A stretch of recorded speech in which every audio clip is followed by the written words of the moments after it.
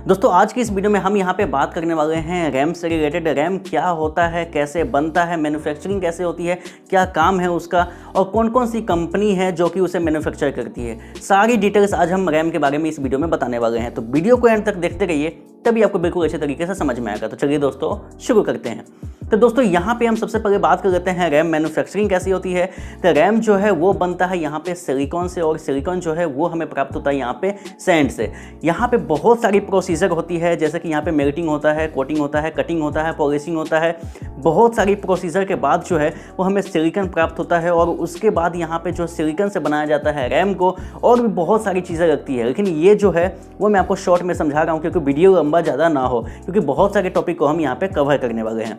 उसके बाद दोस्तों हम यहाँ पे बात कर लेते हैं रैम की। तो रैम जो है वो अलग अलग जनरेशन में भी आते हैं, जैसे कि DDR है, DDR2 है, DDR3 है, DDR4 है। अभी तक DDR4 तक ही आए हैं, और DDR5 जो है वो आने की संभावना है। ऐसा डेट आ रहा था कि 2020 में ही आएगा, लेकिन अब मुझे लगता है कि 2021 तक DDR5 भी आ जाएगा, जिसकी फ्रीक्वेंसी जो होगी वो भी बहुत ही ज़्यादा होगी। अब दोस्तों हम जनरेशन की बात कर ही रहे हैं, तो यहाँ पे ये भी बात कर लेते हैं कि उसकी फ्रीक्वेंसी कितनी है और कब ये लॉन्च हुआ था। तो जो DDR यहाँ पे 1 है वो लॉन्च हुआ था यहाँ पे 1998 में, और उसके बाद जो DDR2 है वो लॉन्च हुआ था यहाँ पे 2003 में, और उसके बाद जो DDR3 आया था वो आया था 2007 में, और उसके बाद जो यहाँ पे DDR4 आता है वो आता है यहाँ पे 2014 में, और जो यहाँ पे DDR5 है वो अभी तक नहीं आया है।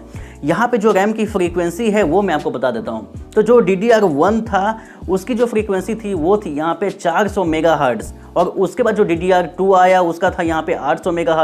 उसके बाद यहाँ पे आया DDR3 जिसकी फ्रीक्वेंसी जो थी वो थी यहाँ पे 1600 मेगाहर्ट्ज़, और उसके बाद जो यहाँ पे DDR4 आई उसकी यहाँ पे फ्रीक्वेंसी थी 3000 मेगाहर्ट्ज़। तो जब भी आप रैम खरीदने के लिए जाते हैं कि डेस्कटॉप PC आपको बिल्ड करना है, तो वहाँ पे ये चीज़ मेंशन होती है। अगर आप चीज़ वहाँ पे देखेंगे तो आप कंफ्यूज नहीं होंगे कि DDR3 है, DDR4 है, इसमें कन्फ्यूजन आपको बिल्कुल भी नहीं होगा। जनरेशन की बात मैंने कर ली है, और उसके बाद जो फ्रीक्वेंसी है उसकी भी बात हमने कर ली है। अब दोस्तों हम यहाँ पे बात करते हैं रैम का काम क्या है। सबसे पहले बात करते हैं इसकी फुल फॉर्म क्या है। तो इसका जो फुल फॉर्म है वो है यहाँ पे रैंडम एक्सेस मेमोरी। ये जो मेमोरी होती है वो बहुत ही ज़्यादा फास्ट होती है ये एक स्टोरेज ही, लेकिन इसकी जो स्पीड होती है वो फास्ट होती है। यहाँ पर अगर हम कंप्यूटर की बात करें तो यहाँ पे 3 चीज़ें देखने को मिलती है। एक है CPU, एक है रैम, और एक है यहाँ पे स्टोरेज, जिसे आप यहाँ पे SSD या फिर SSD भी कहते हैं। अगर मोबाइल की बात करें तो यहाँ पे आपको इंटरनल स्टोरेज बोला जाता है, ROM बोला जाता है यहाँ पे। तो ये जो है जो CPU है उसे जो भी टास्क यहाँ पे परफॉर्म करना पड़ता है उसके लिए जो चीज़ें ला के देनी पड़ती है उसका काम है यहाँ पे रैम का।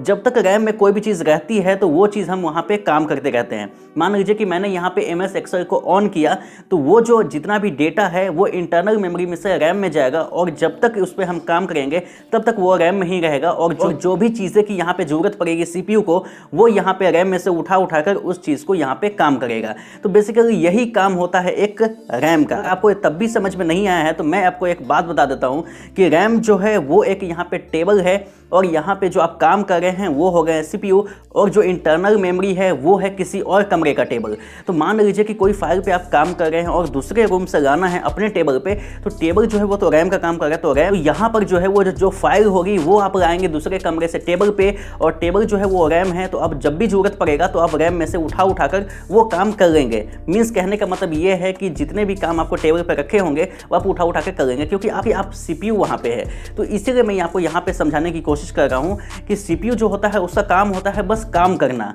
अब जो चीज़ें उसे ज़रूरत पड़ती है वो लेता है रैम से, और रैम लेता है यहाँ पे इंटरनल स्टोरेज से। तो रैम का बेसिकली काम होता है यहाँ पे कि जो भी टास्क परफॉर्म हो रही है उसको अपने अंदर रखना, और जैसे जैसे CPU मांगता है उसे देना।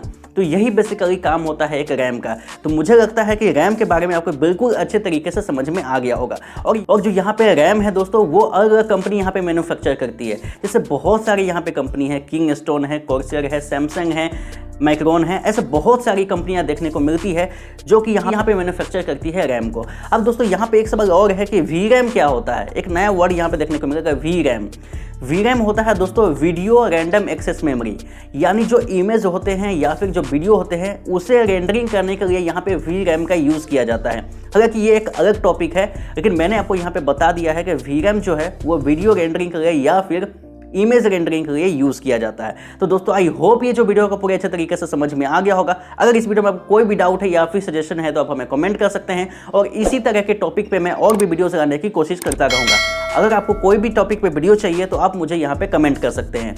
मैं आपसे मिलता हूँ किसी और वीडियो में नेक्स्ट टॉपिक के साथ। तब तक के लिए गुड बाय। चैनल सब्सक्राइब कर लीजिए।